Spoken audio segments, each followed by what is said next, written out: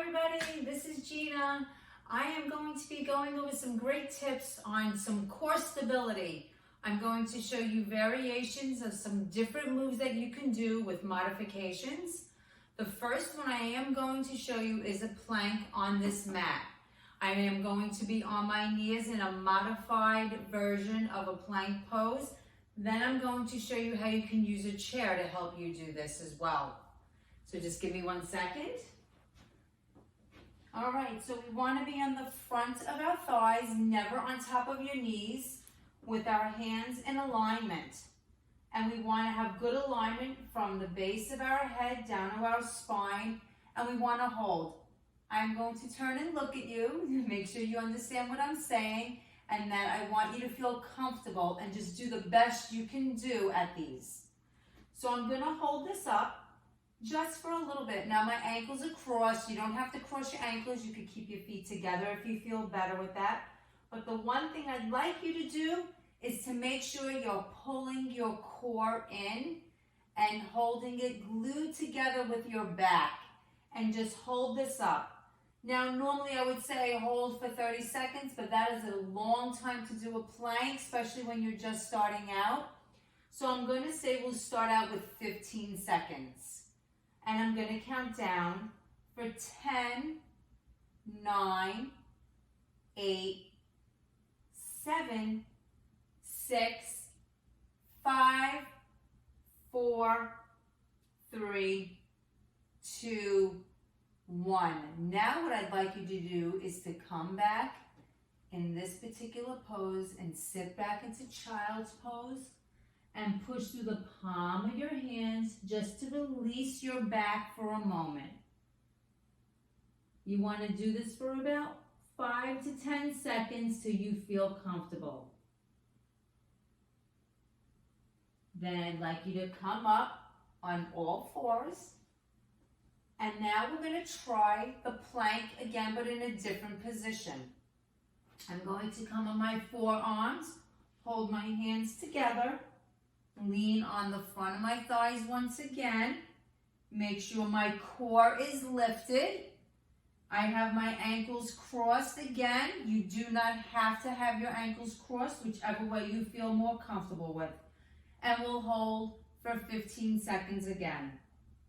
15, 14, 13, 12, 10, 9, 8, come on, you got this, doing a good job, let's go. 6, 5, 4, 3, 2, and 1. Again, nice and slowly push off into that child's pose. Sit back, palms are pressed into the ground. This will help stretch out your lower back. It feels so good, doesn't it?